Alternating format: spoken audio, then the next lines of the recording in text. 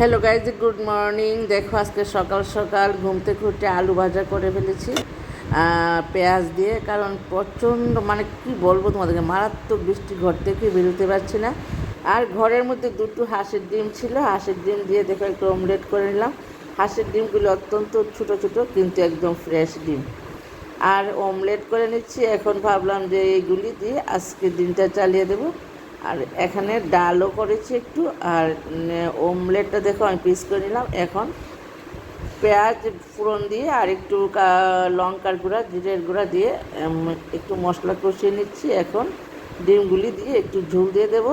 আর দুপুরের মেনুতে থাকবে আলু ভাজা, ডাল আর একটা ডিমের ঝোল।